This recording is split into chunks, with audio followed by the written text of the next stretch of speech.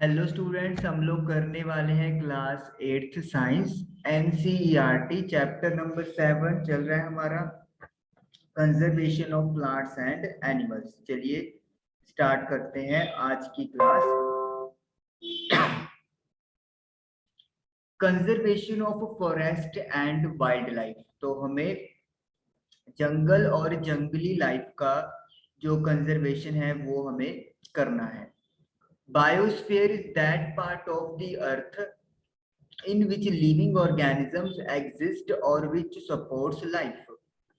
Biosphere earth का वो हिस्सा है जिसमें लिविंग ऑर्गेनिजम्स रहते हैं और जो जिंदगी सपोर्ट करते हैं। मतलब जो लिविंग ऑर्गेनिजम्स हैं वो ना सिर्फ वहां पे रहेंगे बल्कि उनको जिंदगी जीने की फुल सपोर्ट भी मिलती है। Biological diversity or biodiversity refers to the variety of organisms existing on the earth. Biological diversity, जिसे बायोडाइवर्सिटी भी कहते हैं, इसका मतलब ये होता है कि अलग अलग तरह के ऑर्गेनिजम्स अर्थ के ऊपर एग्जिस्ट करते हैं। देयर इंटर रिलेशनशिप, उनका आपस में relation, and their relationship with the environment, और साथ में उनका इन्वायरमेंट के साथ रिलेशन। यानी कि जो भी लिविंग ऑर्गेनिजम्स हैं जो अर्थ पे हैं उनका आपस में और इन्वायरमेंट के साथ जो रिलेशन होता है उसे बायोडाइवर्सिटी या बायोलॉजिकल डाइवर्सिटी का नाम दिया गया है। Our personal efforts and efforts of the society, government agencies also take care of the forest and animals. हमारे खुद की कोशिशें और समाज की कोशिशें और साथ में गवर्नमेंट की जो एजेंसीज हैं वो भी जंगल और जानवरों की केयर यानी कि संभाल करते हैं। The government lay down rules, methods and policies to protect and conserve them.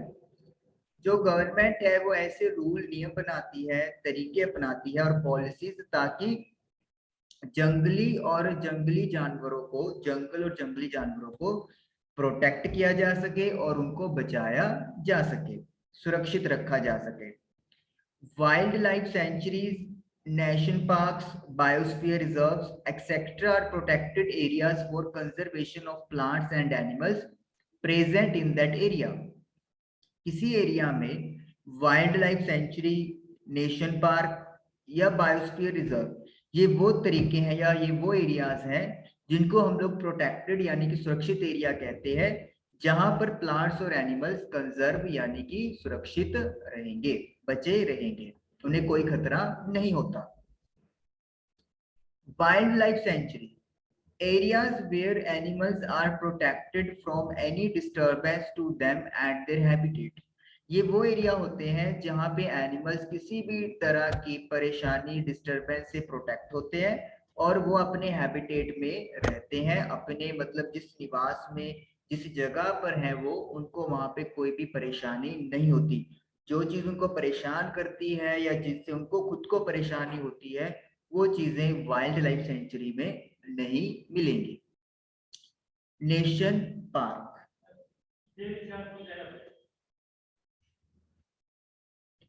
park area reserved for wildlife where they can freely use the habitats and natural resources। ये वो एरियाज है जहाँ पे जंगली जिंदगी जो है वो रिजर्व रखती है और वो फ्रीली यानी आजादी से अपना जो हैबिटेट है उसको यूज कर सकते हैं जहाँ पे वो रहते हैं, और जो नेचुरल रिसोर्सेज हैं उनको भी वो आसानी से यूज कर सकते हैं। Biosphere reserve, large areas of protected land for conservation of wildlife, plants and animal resources and traditional life of the tribals living in the area। ये बहुत बड़ा एरिया है जो सुरक्षित लैंड के अंडर आता है, जिसमें जंगली लाइफ हो गया, पौधे हो गए और जो जानवर के रिसोर्सेज जानवर है, और साथ में जो रिसोर्सेज और ट्रेडिशनल लाइफ है ट्राइबल्स की उस एरिया में जो रहते हैं वो भी सुरक्षित रहती है। That is biosphere reserve. इन तीनों के बारे में आपको आगे भी डिटेल में डिस्कशन है आपके चैप्टर में, तो अभी सिर्फ आप लोगों को जस्ट आइडिया बताया गया है अगर हम लोग तीनों का एक बात करें तो तीनों का मेन मोटिव है वाइल्ड लाइफ, प्लांट्स और एनिमल्स को प्रोटेक्ट करना।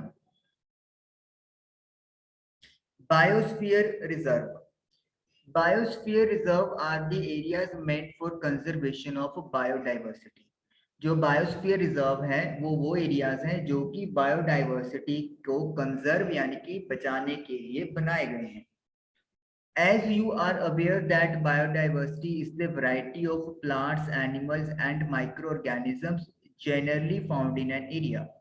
बायोडाइवर्सिटी का मतलब क्या होता है कि आपको पेड़ पौधे, जानवर और माइक्रो ऑर्गेनिजम्स की बहुत अलग अलग तरह की वैरायटी मिलती है इस एरिया के अंदर। The biosphere reserves help to maintain the biodiversity and culture of that area. तो उस एरिया का बायोडाइवर्सिटी और कल्चर बना रहे, उसमें बायोस्फीयर रिजर्व हेल्प करता है।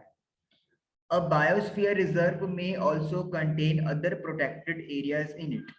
बायोस्फीयर रिजर्व हो सकता है कोई दूसरा प्रोटेक्टेड एरिया भी अपने अंदर रखता हो। The Pachmarhi biosphere reserve consist of one national park named Satpura and two wildlife sanctuaries named Bori and Pashmari.